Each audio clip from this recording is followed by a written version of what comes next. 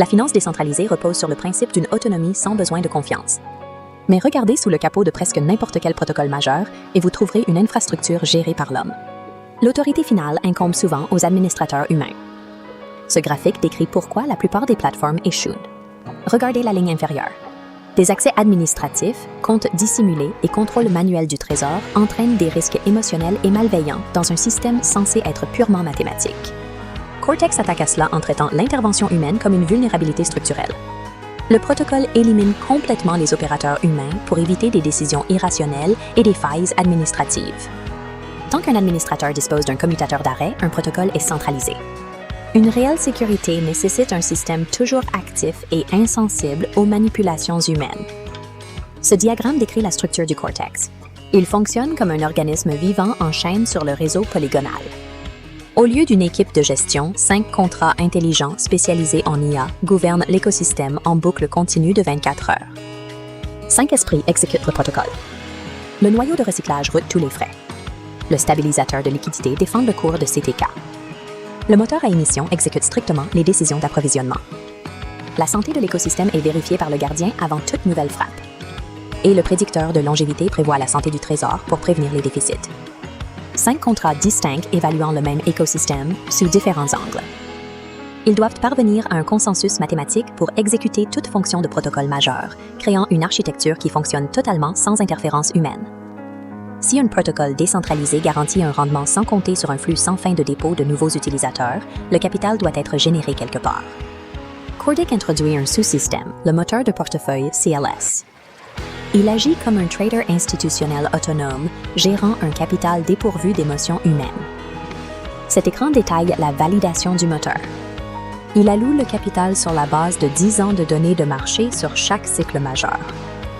Le moteur lit constamment sur les flux de chaîne et la volatilité macro pour déplacer dynamiquement le trésor entre Bitcoin et Ethereum. Maintenant, la conviction grâce à des drawdowns profonds. Lorsque le moteur génère un profit, il achemine le capital dans 2 canaux distincts. Une partie va à la réserve du trésor pour financer les récompenses de mise des utilisateurs, tandis que le reste entre dans la réserve de rachat pour défendre activement le prix du CTK. Grâce à l'allocation algorithmique du capital, le protocole atteint une durabilité financière sans dépendre de l'acquisition perpétuelle d'utilisateurs. Les utilisateurs interagissent avec un système de revenus via un mécanisme de verrou précis. Ce tableau décrit les principaux plans de mise en jeu. Le temps engagé se traduit directement par le rendement. Dans la rangée inférieure, le verrouillage maximum de 7-20 jours génère une récompense quotidienne de 0,40% et se limite à 6 fois le total maximum. Ces récompenses sont traitées de manière autonome, calculées et composées à la fin de chaque époque de 24 heures. Pour un contexte volatile, Quartic utilise le staking obligataire adapté. Ce graphique détaille comment le protocole capitalise sur les retraites du marché en permettant aux utilisateurs d'entrer en USDT tout en sécurisant une réduction algorithmique sur CTK. Si le prix CTK descend sous une cible fixée, un dépôt de stablecoin active immédiatement un mécanisme de stabilisation. Un verrou maximal offre jusqu'à 15% de jetons supplémentaires avant tout calcul de rendement. Au-delà des récompenses standards, 5 sources de revenus différents au sein de l'écosystème sont listées ici, chacun récompensant une forme unique de participation. En imposant un engagement profond, le protocole convertit la volatilité du marché en un avantage mathématique garanti. Dans les systèmes DeFi anciens, la taille du capital brut dicte souvent l'orientation du protocole. Cordic limite ce défaut en mesurant l'alignement comportemental avec la taille du dépôt d'un utilisateur. Cette grille affiche les 15 niveaux de réseau. En combinant la participation personnelle d'un utilisateur avec le volume généré par son réseau, le système calcule et distribue des rendements différentiels plus élevés. La mise à l'échelle de ces niveaux dépend également du score de pool Cordic, une mesure quantitative de l'efficacité des actions d'un utilisateur pour l'écosystème. Voici la métrique principale qui conduit ce score, le taux de recyclage de la passerelle. Le protocole surveille en permanence le comportement exact de l'utilisateur immédiatement après un retrait. Si un compte retire du capital sans le réinvestir, son score tombe à 0. S'il remet immédiatement ses retraits dans de nouvelles positions verrouillées, il gagne un maximum de points. Maintenir un score supérieur à 600 est l'exigence codée pour accéder au composant le plus performant de la plateforme, le pool de renseignements. Vous n'avez pas à faire confiance que les utilisateurs agiront de manière bienveillante. Les mathématiques assurent que l'action la plus rentable pour un individu est aussi l'action exacte qui assure la survie à long terme du protocole, la conviction, plutôt que le sentiment humain.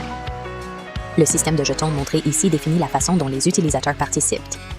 L'architecture utilise deux actifs distincts, CTK pour la valeur marchande et GCTK pour vérifier votre engagement. Alors que CTK est le jeton de valeur primaire, GCTK n'est pas transférable. Cela sert de preuve en chaîne que vous êtes un véritable participant à l'écosystème. Ce tableau de mise illustre la structure des incitations. Les utilisateurs qui verrouillent leur CTK dans le protocole pendant de longues périodes sont récompensés avec des pourcentages journaliers plus élevés, permettant à l'IA de travailler avec une base de capital plus stable. Toute cette architecture est active et vérifiable aujourd'hui. Ici, on observe en temps réel les données DexScreener sur le trading du jeton CTK. Le protocole gère activement sa liquidité et chaque transaction est publiquement vérifiable sur le réseau Polygon en ce moment. Le système exécute sa programmation de base minute par minute, maintenant sa propre économie indépendante sans aucune intervention humaine. Alors que l'intelligence est active, le protocole suit un calendrier évolutif strict pour atteindre l'autosuffisance totale. L'étape critique de la feuille de route est la phase 4, désignée comme permanence. À ce stade, les revenus générés par le moteur de portefeuille CLS deviennent le principal moteur de l'écosystème. Comme l'indique la feuille de route, cela rend le trésor indépendant des nouveaux dépôts. Atteindre ce seuil transforme le système en une entité autosuffisante qui n'a plus besoin de capitaux nouveaux pour générer des rendements. Pour maintenir le système aligné sur ses utilisateurs, la couche de gouvernance, Cordic DAO, relie la communauté à l'intelligence artificielle. Les titulaires de CTK ont un droit de vote spécifique. Vous pouvez voter pour calibrer le protocole, ajuster les flux de récompenses ou la sensibilité au risque, mais vous ne pouvez pas changer la logique fondamentale. Les 5 contrats intelligents sont strictement immuables. Aucun vote, la pression du marché ou le fondateur ne peut modifier la façon dont le cerveau pense. L'IA Cordic représente la prochaine étape du DeFi en supprimant chirurgicalement la principale source d'échec, le contrôle humain. Pour voir la portée complète de cette architecture, consultez le livre blanc complet. Explorez le système construit par l'intelligence pour fonctionner comme l'intelligence.